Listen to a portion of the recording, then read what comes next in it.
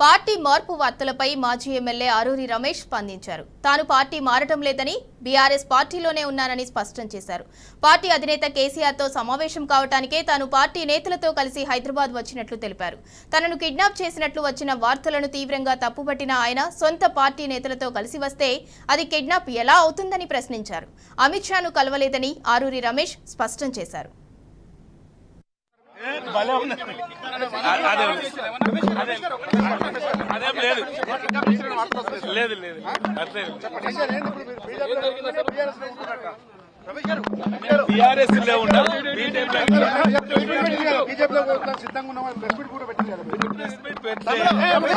కార్యకర్తలు